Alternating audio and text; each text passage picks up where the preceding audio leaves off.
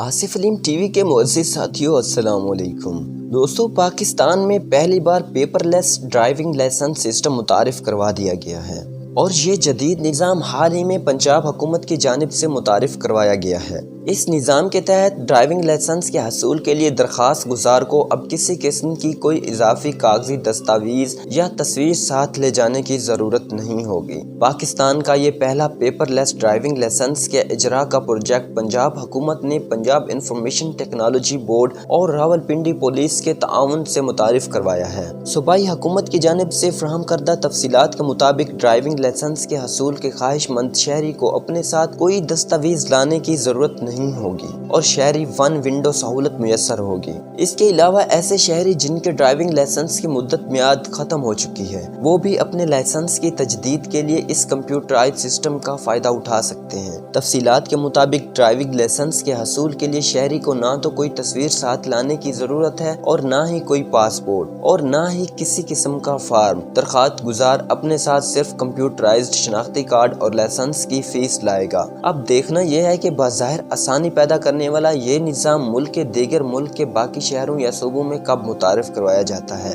اس کے علاوہ ایسے ہی پیپر لیس اور ون ونڈو نظام کی ضرورت ملک کے دیگر سرکاری شعبوں مثلاً پاسپورٹ آفس، ڈومیسائل اور PRC کے حصول کے لیے بھی ہے۔ ملک کے بیشتر سرکاری دفاتر میں اکثر ایسے کاغذات کا مطالبہ کیا جاتا ہے جن کو پورا کرنا یا تو درخواست گزار کے لیے ممکن ہی نہیں ہوتا یا پھر ان کی فراہمی میں طویل وقت درکار ہوتا ہے۔ ضرورت اس بات کی ہے جہاں باقی دنیا جدید سے جدید تر ہوتی جا رہی ہے وہاں پاکستانی حکومت بھی اپنے سرکاری شعبوں کو جدید بنائے تاکہ سرکاری دفاتر کا رخ کرنے والے نہ صرف اپنی کرپٹ نظام سے بچ سکیں بلکہ انہیں اپنا مقصد بغیر کسی تاخیر اور مشکل کے حاصل ہو سکے۔ دوستو، امید ہے آج کی یہ انفارمیٹو ویڈیو آپ کو پسند آئی ہوگی۔ اگر ویڈیو پسند آئے تو ویڈیو کے نیچے دیے گئے لائک کے بٹن کو پریس ضرور کیجیے گا اور چینل کو سبسکرائب بھی ضرور کیجیے گا۔ بہت شکریہ۔